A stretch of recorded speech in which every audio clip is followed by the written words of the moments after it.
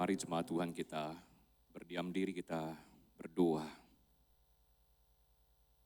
Bapa Surgawi, sungguh ya Tuhan, kami mengakui bahwa kami seperti bejana dan kami mau Engkau isi dengan kebenaran firman-Mu. Karena memang itulah yang menjadi dasar dalam kehidupan kami dan untuk itulah kami hidup untuk menyatakan akan kasih dan kebenaran-Mu. Bapa, tolong kami, karena kami sadar benar siapa kami. Dan kami terus bergumul, berjuang, bertumbuh di dalam Engkau. Dan ada kalanya kami jatuh, kami gagal, dan kami membutuhkan anugerah-Mu.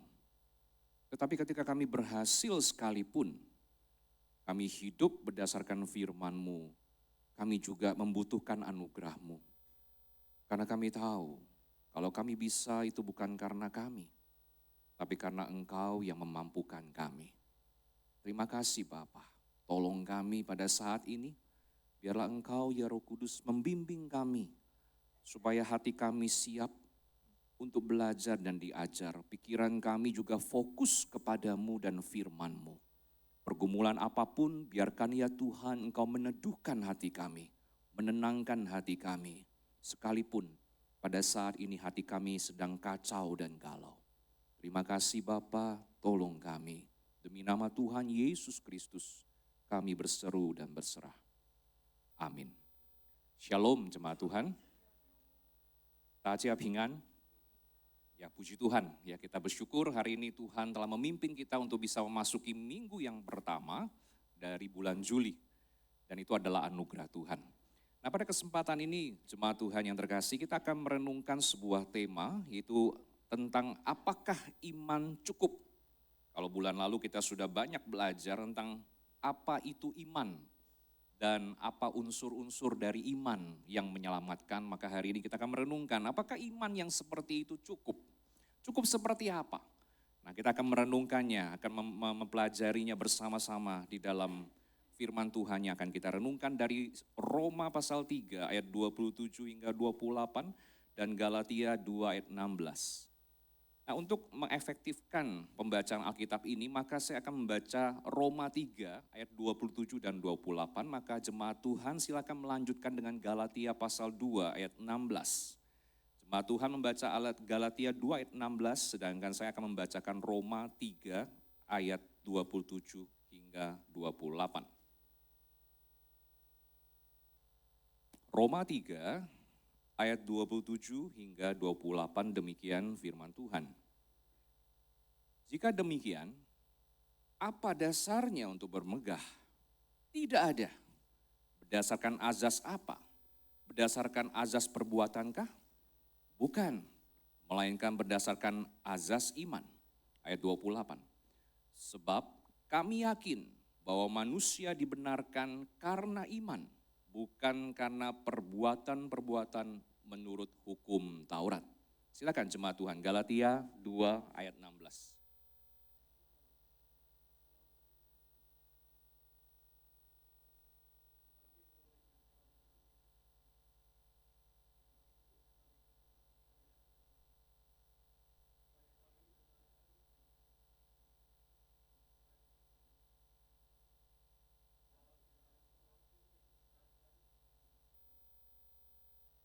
Demikian pembacaan firman Tuhan.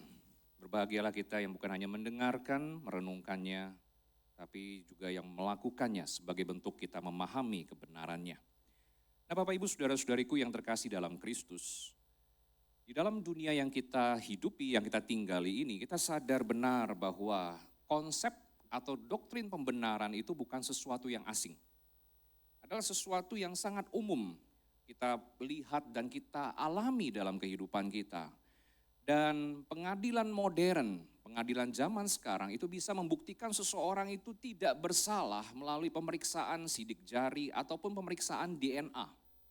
Dan dari situ Bapak Ibu Saudara-saudari maka bisa dibuktikan bahwa seseorang yang dituduh atau terdakwa itu ternyata tidak bersalah. Nah Bapak Ibu Saudara-saudariku, apa yang dilakukan oleh pengadilan pada zaman sekarang itu menggambarkan tentang doktrin pembenaran. Tetapi di dalam satu catatan yang penting Bapak Ibu sekalian, maksudnya adalah pembenaran iya, tetapi harus dipahami bahwa pengertian pembenaran secara modern atau zaman sekarang pada umumnya adalah mengenai pembebasan dari seorang terdakwa yang tadinya dianggap bersalah, terdakwa, dituduh bersalah, tetapi kemudian dibuktikan dia tidak melakukan kejahatan. Jadi Bapak Ibu Saudara-saudari, pembenaran dalam konsep modern artinya adalah seseorang yang sebelumnya dituduh bersalah, ternyata kemudian dalam perjalanan waktu terbukti dia tidak bersalah.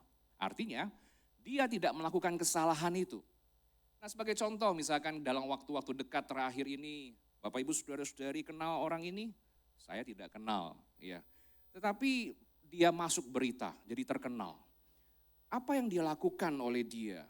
Menurut kabar atau info yang ada di satu media pada tanggal 24 Juli yang lalu, maka Pengadilan Negeri Surabaya memvonis bebas seorang anak mantan DPR yang dituduh atas kasus pembunuhan kekasihnya yang bernama Dini. Jadi Dini itu bukan maksudnya pernikahan dini apa, bukan Bapak Ibu, tapi nama orang jemaat Tuhan. Dan dia divonis bebas karena dianggap bukti-bukti tidak menunjukkan bahwa dia bersalah. Nah akhirnya kita melihat bahwa inilah salah satu bukti atau kasus di mana itulah pembenaran secara modern yang tadinya dituduh bersalah dan pada akhirnya dibuktikan dia tidak bersalah atau dia tidak melakukan kejahatan yang dituduhkan kepadanya. Tetapi bagaimana dengan konsep pembenaran dalam Alkitab? Nah jemaat Tuhan, pembenaran dalam Alkitab jelas-jelas menyatakan bahwa kita adalah manusia berdosa. Kita adalah manusia yang sudah memberontak kepada Allah. Tidak ada koma, titik di situ. Nah jadi jemaat Tuhan jelas kita adalah orang yang bersalah. Kita adalah orang yang sudah melawan Tuhan dan hukumannya adalah, sentence-nya adalah, penaltinya adalah hukuman mati. Jelas, tidak ada excuse, tidak ada pengecualian. Semua kita, mau suku apapun, mau lahir dimanapun, mau tinggal dimanapun, ataupun mau status apapun, kita adalah manusia berdosa. Nah tetapi, di dalam konsep atau doktrin pembenaran ini, maka kalimat itu ternyata dilanjutkan seperti ini. Kita pernah melakukan dosa tetapi kita dibenarkan karena orang lain telah membayar hukuman yang seharusnya kita terima. Jadi Allah tidak pernah salah Bapak Ibu sekalian. Allah tidak pernah salah untuk menyatakan bahwa memang kita adalah manusia berdosa. Itu firman Tuhan juga sudah nyatakan dengan jelas sekali. Kita ini adalah cuiran, kita ini adalah eren, tetapi karena Kristus kita menjadi iren, kita menjadi manusia yang benar, dibenarkan oleh karena siapa? Oleh karena Yesus Kristus. Jadi kita itu telah dibebaskan dari hukuman karena Yesus Kristus telah menebus, telah membayar hukuman yang harusnya kita terima. Nah Bapak Ibu saudara-saudariku yang terkasih dalam Kristus, kapan itu terjadi? Kapan kita mengalami pembenaran Bapak Ibu saudara-saudari? Pada saat kita menerima Yesus Kristus sebagai juru selamat dan Tuhan di dalam hidup kita. Pertanyaannya, apakah Bapak Ibu saudara-saudari sudah menerima Yesus Kristus sebagai Tuhan dan juru selamat dalam kehidupan? Kalau iya, anggukanlah kepala Bapak Ibu. Kalau belum, geleng-gelengkanlah kepala Bapak Ibu. Ya, paling simpel kan jawabannya seperti itu. Sudah Bapak Ibu sekalian? Sudah. Kalau sudah, puji Tuhan. Ya, ingat, kita diselamatkan bukan karena keluarga kita Kristen. Kita diselamatkan bukan karena papa mama kita hamba Tuhan. Tapi kita diselamatkan karena Yesus Kristus yang kita percayai, yang kita terima sebagai Tuhan dan Juru Selamat. Nah jadi kita melihat bahwa di dalam Alkitab, doktrin pembenaran ini bisa kita pahami Bapak Ibu sekalian, dampaknya adalah ketika Yesus Kristus mati buat kita secara negatif, kita dinyatakan tidak bersalah. Padahal sebelumnya kita bersalah. Kenapa kita bersalah Bapak Ibu sekalian? Karena kita melawan hukum Allah, kita melawan Allah. Sebagai contoh misalkan, kita apa? Misalkan jangan bersaksi dusta. kita bisa berdusta. Jangan mencuri, kita bisa mencuri. Ya, kita melakukan pencurian di dalam segala bentuk. Dan juga kita juga akhirnya tidak setia untuk menyembah kepada Allah sebagai satu-satunya Tuhan dalam kehidupan kita. Kita menjadikan sesuatu yang lain sebagai berhala, lebih kita kasihi, lebih kita pentingkan daripada Allah. Nah, jemaat yang dikasihi oleh Tuhan, secara negatif kita dinyatakan tidak bersalah. Kita dilepaskan dari tuduhan kita bersalah. Emang benar-benar kita bersalah, tapi kita dinyatakan tidak bersalah. Nah, secara positif kita dinyatakan benar. Jadi kebenaran itu atau status kita sebagai orang benar bukan karena kebenaran kita sendiri, tapi karena kebenaran Kristus itu diperhitungkan kepada kita. Nah, jadi Bapak Ibu Saudara-saudariku yang terkasih, itulah yang kemudian kita pahami sebagai dasar pembenaran. Dasar pembenaran sekali lagi adalah karena Yesus Kristus dan karyanya bagi kita. Jadi kebenaran Dia itu diperhitungkan, ya, diberikan kepada kita yang tadinya manusia berdosa. Lalu keberdosaan kita dilimpahkan kepada Kristus. Jadi kita melihat karya di atas kayu salib ini, setiap kali kita beribadah, setiap kali kita datang kepada Tuhan, kita tahu. Waktu kita lihat salib, kita lihat Kristus, kita ingat karya Kristus, kebenarannya itu dilimpahkan kepada kita. Sedangkan keberdosaan kita dilimpahkan kepada Dia. Supaya apa? Supaya kita itu selamat. Supaya kita beroleh yang namanya hidup, bukan kematian. Nah, jemaat yang dikasihi oleh Tuhan, karena itulah dasar pembenaran itu jelas. Bukan didasarkan pada perbuatan baik kita. Atau di dalam firman Tuhan Roma 3 ayat 28 mengatakan, karena melakukan hukum Taurat. Jadi dalam bagian ini Bapak Ibu Saudara-saudari, Paulus dengan jelas menjelaskan kepada jemaat Roma yang memang majemuk. Ada orang Yahudi, ada orang bukan Yahudi. Nah, orang Yahudi merasa lebih unggul daripada orang bukan Yahudi. Kenapa unggul? Karena mereka punya hukum Taurat, Bapak Ibu Saudara-saudari. Nah, karena itulah maka mereka meletakkan keselamatan mereka meletakkan pembenaran diri mereka di dalam hukum Taurat, di dalam melakukan hukum Taurat. Pertanyaan saya, apakah mereka betul-betul dengan sungguh-sungguh melakukan hukum Taurat itu dari A sampai Z dengan setia, tidak ada cacat celah? Anggukan kepala Bapak Ibu kalau benar, dan gelengkan Bapak Ibu kalau tidak benar.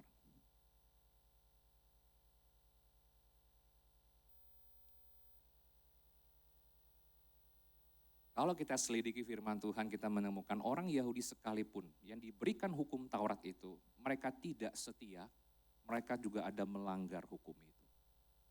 Nah, jadi kalau demikian, kenapa mereka begitu ngotot begitu ya, untuk mengatakan bahwa kami lebih unggul, kami lebih hebat karena kami ini umat Allah. Ya, umat Allah statusnya, lalu diberikan hukum Taurat. Karena mereka meletakkan memang pride mereka di situ, Bapak Ibu Saudara-saudari. Konon ada satu cerita Bapak Ibu sekalian, bahwa kebanggaan orang Yahudi itu memang hukum Taurat.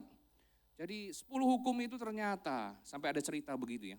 10 hukum itu ternyata awal-awal itu bukan untuk orang Israel, melainkan untuk bangsa lain. Tapi sayang, waktu hukum Allah itu ditawari kepada bangsa-bangsa lain itu menolak. Nah, begini kisahnya. Malaikat Tuhan itu pergi ke Amerika. Lalu malaikat itu berkata, "Hei kamu orang Amerika, mau perintah Allah enggak?" Lalu orang Amerika berkata, "Apa isinya? Jangan membunuh." Lalu kemudian orang Amerika itu, kaum mereka itu bereaksi seperti ini. "Sorry, kami ini mafia. Membunuh itu adalah kegiatan kami, maka kami tidak bisa terima hukum itu." Lalu kemudian malaikat itu terbang ke Rusia. Lalu kemudian berkata kepada orang Rusia, "Hei kamu orang Rusia, mau perintah Allah enggak? Apa isinya?" kata mereka. "Sembahlah Tuhanmu." Lalu kemudian orang Rusia berkata, "Sorry lah ya, kenapa? Kami ini ateis, enggak nyembah dan percaya sama Tuhanmu." Lalu dari cerita ini, ya, lalu malaikat itu menjadi frustasi, bingung, mau kasih hukum Allah ini ke siapa? Gitu. Akhirnya dia terbang, dia pergi ke Israel, yang terkenal dengan kekerasan hati dan kepelitannya. Siapa tahu mereka mau terima hukum Tuhan. Akhirnya malaikat ini sampai dan kemudian tanya kepada orang Israel. Orang Israel, mau enggak hukum Allah? Bayar enggak? Katanya orang Israel itu. Lalu malaikat bilang, gratis. Maka kemudian orang Israel ini bilang, oke, bungkus, kami minta 10. Nah Bapak Ibu Saudara sampai ada cerita seperti itu. Menunjukkan apa? Hukum Allah itu sangat mereka banggakan. Kenapa? Karena mereka merasa bahwa Tuhan itu sudah pilih mereka dan Tuhan berikan hukum Allah itu untuk mereka. Jadi itu adalah pride mereka, kebanggaan mereka. Maka kenapa di dalam firman Tuhan, di dalam Roma pasal 3 ayat 27 mengatakan, jika demikian apa dasarnya untuk bermegah?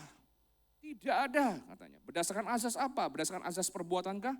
Bukan, melainkan berdasarkan azas iman. Jadi dia ingin menunjukkan kepada orang Yahudi di jemaat Roma itu. Enggak usah kasih pride-mu di dalam hukum Taurat. Enggak perlu bermegah, enggak perlu berbangga dengan hukum Taurat. Karena apa? Setiap kali melakukan hukum Taurat dan gagal melakukannya, justru menunjukkan bahwa kalian itu adalah sama-sama manusia berdosa seperti orang yang bukan Yahudi juga. Nah jadi jemaat Tuhan yang terkasih dalam Kristus, kata bermegah ini, itu lahir dari satu kata Yunani yang namanya adalah kauknesis. Apa artinya kauknesis itu?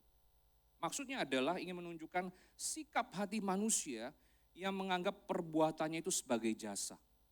Jadi mereka jelas-jelas memahami bahwa ketika mereka melakukan hukum Taurat, mereka pasti bisa diselamatkan. Bangsa lain tidak diselamatkan, kenapa? Karena mereka tidak diberikan hukum Taurat dan mereka juga tidak melakukan hukum Taurat. Nah dari sinilah Bapak Ibu Saudara-saudariku, Paulus dengan tegas menjelaskan bahwa mereka tidak bisa bermegah akan hukum Taurat dan karya mereka dalam melakukan hukum Taurat. Karena itu tidak akan menyelamatkan mereka. Justru mereka harus paham nenek moyang mereka, Abraham, itu adalah seorang tokoh beriman.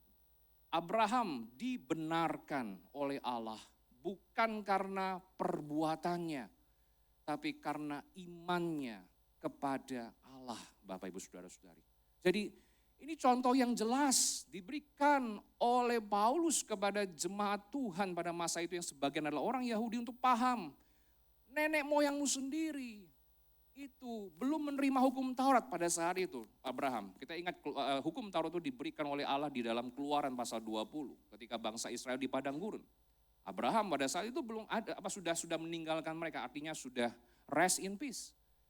Tapi kita melihat bahwa Abraham itu dibenarkan karena dia beriman kepada Tuhan. Nah jadi jemaat yang dikasihi oleh Tuhan, kita melihat bahwa alat untuk menerima pembenaran dari Tuhan itu adalah iman. Sekali lagi saya ulangi, alat untuk menerima pembenaran dari Tuhan itu adalah iman, Bapak Ibu Saudara-saudari. Ya, apa maksudnya? Maksudnya adalah seperti ini Bapak Ibu sekalian. Kalau kita mengatakan bahwa kita dibenarkan karena iman, itu pertama-tama kita mengakui bahwa kesombongan kita itu disingkirkan. Atau dengan kata lain begini, dibenarkan karena iman itu berarti kita menyingkirkan kesombongan manusia. Karena kalau kita diselamatkan karena perbuatan baik, maka banyak orang di dalam dunia ini bisa menyombongkan kesalehannya, Bapak Ibu sekalian.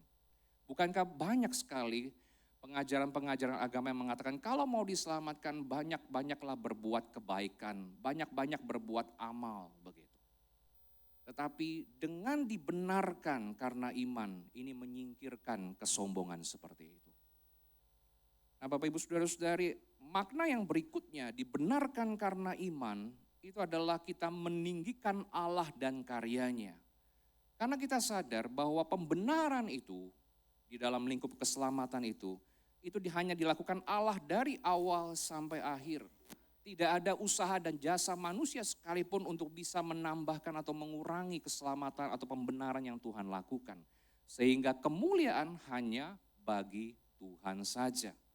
Nah jadi Bapak Ibu Saudara-saudari, setiap kali kita ingat tentang yang namanya pembenaran, ingat itu karya Allah semata, bukan karya kita. Makanya kenapa tadi kita nyanyi, mulia bagi Allah, mulia bagi Allah. Untuk apa Bapak Ibu sekalian? Untuk karyanya. Karena apa? Karena hanya Allah saja yang menyatakan keselamatan itu bagi kita. Lalu ketika kita menyatakan kita dibenarkan karena iman, itu artinya apa? Kita mengakui bahwa keselamatan adalah anugerah Tuhan semata. Jadi dengan jelas Bapak Ibu Saudara-saudari, itu membuat kita sadar, kita tidak bisa sombong. Kita tidak bisa bilang, wah kita ini paling hebat.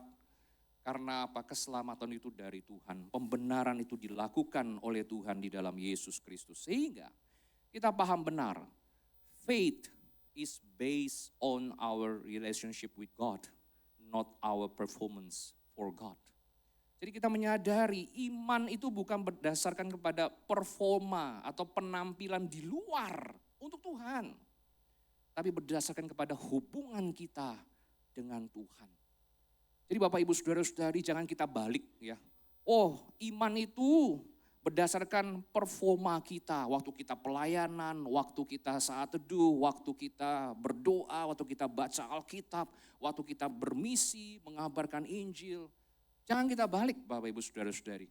Karena kalau kita menjadikan semua itu sebagai dasar iman kita, maka kita ingin menambahkan semua itu untuk relasi kita dengan Tuhan. Justru sebaliknya, iman itu didasarkan pada sesuatu yang di dalam dulu. Di dalam hati kita terlebih dahulu Bapak Ibu sekalian. Relasi kita dengan Tuhan yang memang tidak bisa dilihat oleh orang lain. Tapi itu kemudian berbuah, ditunjukkan dengan performa yang bisa dilihat orang lain. Nah Bapak Ibu Saudara-saudariku, bagaimana hidup kita sebagai orang percaya pada saat ini? Bagaimana iman kita? Apakah iman kita benar-benar bertumbuh semakin dekat dengan Tuhan dan kita membuktikannya dengan melayani Dia. Bukan karena kita melayani Dia, maka iman kita bertumbuh seperti itu. Bukan itu terlebih dahulu, tapi justru iman kita bertumbuh dalam relasi dengan Tuhan. Dan itu ditunjukkan dengan pelayanan kita kepada Tuhan. Nah Bapak Ibu Saudara-saudariku yang terkasih dalam Kristus, hal inilah yang kemudian digumulkan oleh seorang yang bernama Martin Luther, ya, bukan Martinus, ya beda, Bapak Ibu sekalian. Ya. Jadi Martin Luther ini adalah seorang reformator gereja di Jerman. Nah, waktu itu sebelum reformasi, dia itu bergumul sekali soal yang namanya damai sejahtera. Nah, jadi bagaimana dia mencoba untuk memiliki damai sejahtera? Dia berpuasa. Dia menaiki tangga gereja itu dengan tangan dan lututnya. Kita naik tangga kan pakai kaki ya Bapak Ibu Saudara-saudari. Dan tidak seberapa. Tapi gereja pada masa itu bukan gereja yang kecil, gereja yang besar dan tangganya itu banyak. Nah dia mencoba untuk mendapatkan damai sejahtera dengan Tuhan, itu melalui tindakan yang tadi saya katakan di depan. Dia menaiki tangga gereja dengan tangan dan dengan lututnya. Tetapi ketika dia melakukan hal itu Bapak Ibu Saudara-saudari, apakah dia memperoleh damai sejahtera? Tidak. Tidak Bapak Ibu sekalian, dia terus bergumul. Dia frustasi Bapak Ibu sekalian. Sampai satu saat dia membaca kitab Roma. Dan di situ dia menemukan bagaimana yang namanya kebenaran Allah. Itu bukan didasarkan pada melakukan hukum Taurat. Tapi pembenaran Allah atau kebenaran Allah itu didasarkan pada iman kepada Yesus Kristus. Nah sejak itulah Bapak Ibu sekalian, itu menjadi sebuah turning point, titik balik dari Martin Luther. Dan kemudian melahirkan gerakan reformasi pada waktu selanjutnya. Nah Bapak Ibu Saudara-saudariku yang terkasih dalam Kristus, itu yang dialami oleh Martin Luther. Dan saya yakin itu juga yang kemudian kita alami sebagai orang-orang percaya pada zaman sekarang. Kita beriman kepada Dia, kita beriman kepada Dia sehingga kita memperoleh yang namanya pembenaran. Kita bukan lagi manusia yang berdosa, tapi kita adalah manusia yang dibenarkan menjadi yang namanya orang benar. Nah pertanyaannya sekarang adalah, Bapak Ibu sekalian, apakah iman cukup? Apa jawab Bapak Ibu Saudara-saudari? Iya atau tidak? Kalau iya, anggukan Bapak Ibu sekalian. Kalau tidak, geleng-gelengan kepala.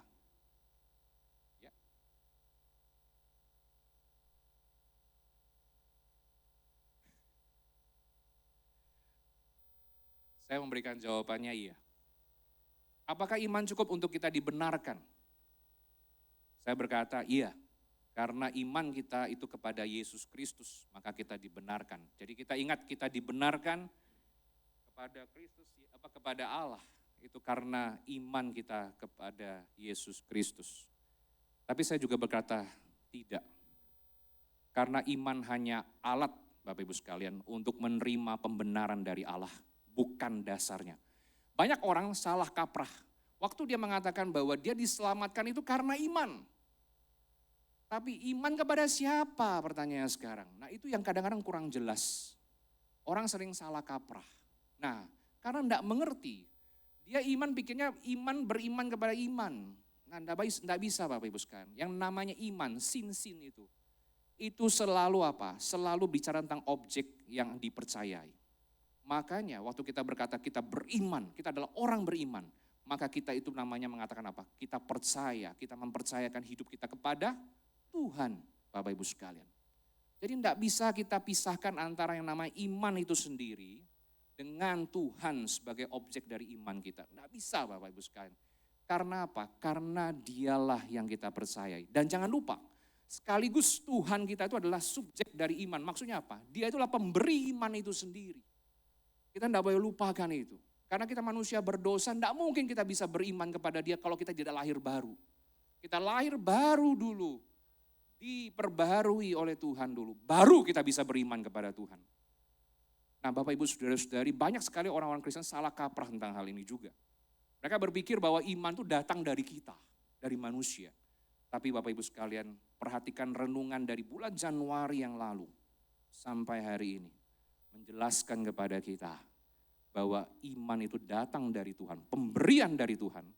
Tetapi kita juga terima itu Bapak Ibu sekalian di dalam anugerahnya yang dari Tuhan itu.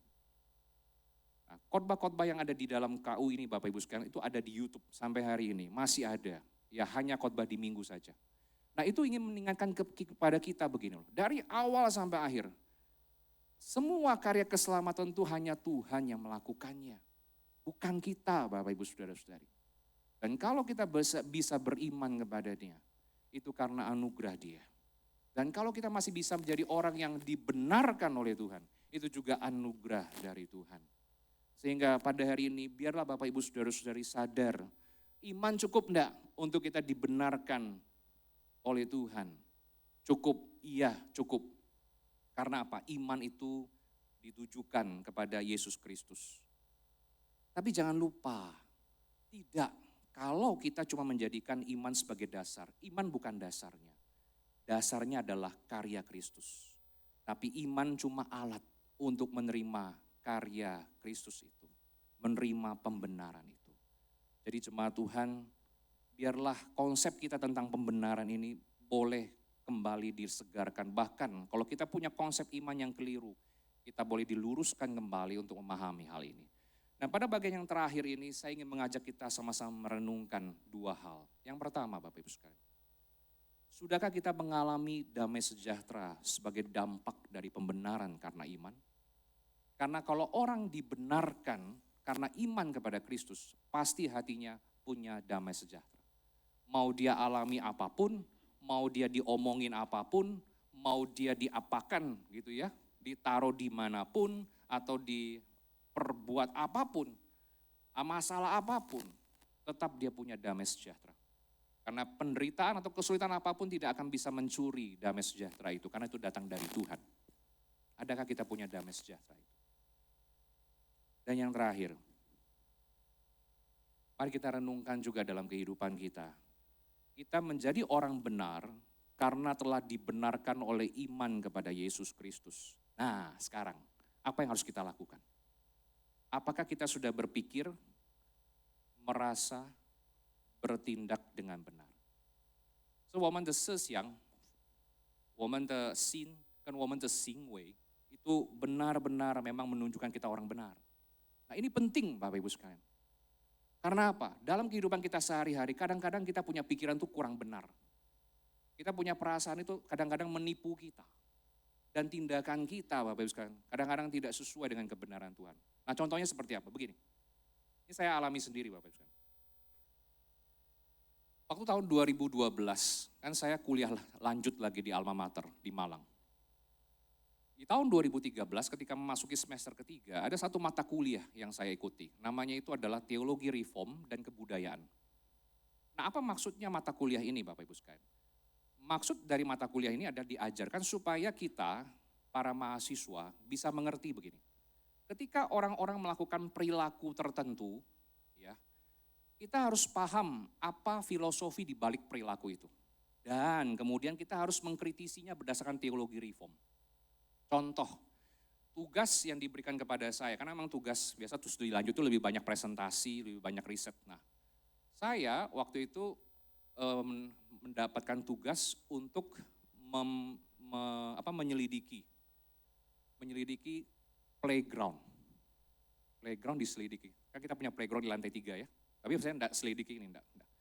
Saya selidiki Bapak Ibu Saudara-saudari itu playground. Nah, playground itu ada di mana? Ada di mall. Nah, kenapa saya selidiki playground Bapak Ibu sekalian? Karena anak-anak kami itu suka main di playground. Ya. Nah, jadi itu kan kehidupan sehari-hari. Nah, jadi saya mengambil tugas itu aja. Nah, saya duduk, saya liatin anak-anak, biasanya main 1 jam, 2 jam di situ. Liatin orang, Bapak Ibu sekalian, liatin, perhatikan gerak-geriknya. Lalu nanya sama mbaknya, Mbak, kalau ini main berapa, maksudnya berapa lama, berapa biayanya dan sebagainya. Saya tanya begitu. Nah, begitu. Nah, tiba saatnya untuk presentasi. Waktu tiba presentasi tugas Bapak Ibu sekalian, dosen pada saat itu yang mengajar adalah Pendeta Rahmiati Tanujaya. Nah, tiba saatnya saya untuk presentasi di depan teman-teman sekalian, saya presentasi Bapak Ibu sekalian. Saya menjelaskan, wah playground ini sangat menyenangkan, sangat asik sekali. Begitu. Lalu kemudian saya di-cut oleh Muse Rahmiati.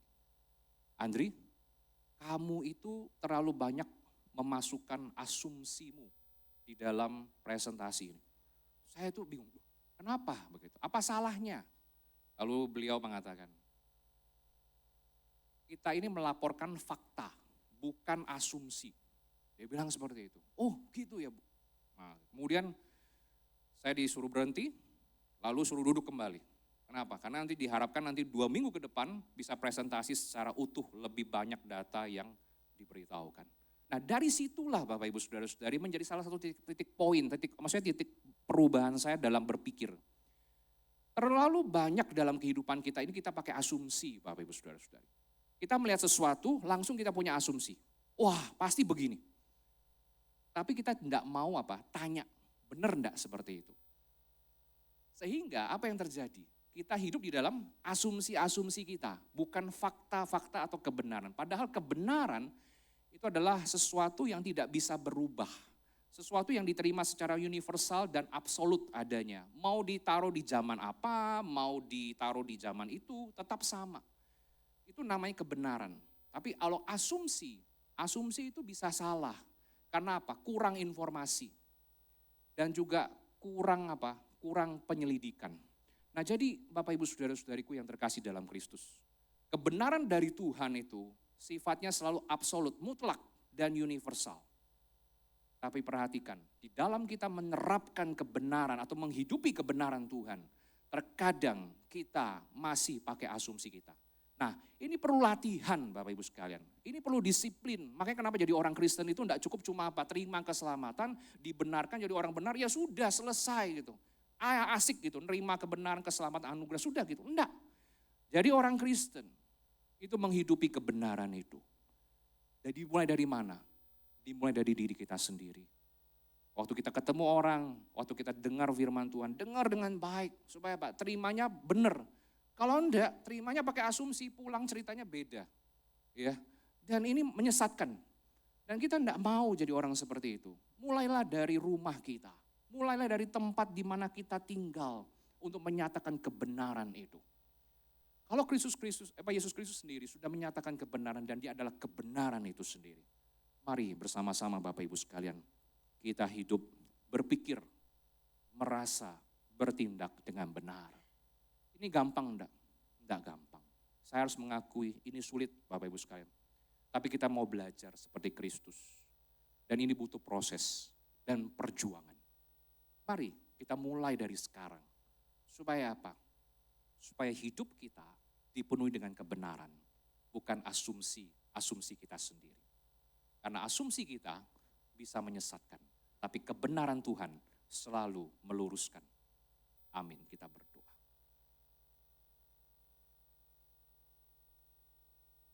Pada kesempatan ini saya mengajak kita untuk merenungkan firman Tuhan ini dengan 2 pertanyaan refleksi tadi. Apakah kita memiliki hati yang damai sejahtera dari Tuhan? Sekalipun kita sedang mengalami kesulitan-kesulitan hidup pada saat ini. Dan yang kedua, apakah kita sudah berpikir, merasa, dan bertindak dengan benar? Karena kebenaran Tuhan selalu mutlak, universal, dan lengkap adanya. Sedangkan asumsi kita terbatas dan sementara dan juga bisa menyesatkan. Mari masing-masing kita bergumul di hadapan Tuhan, berdoa secara pribadi.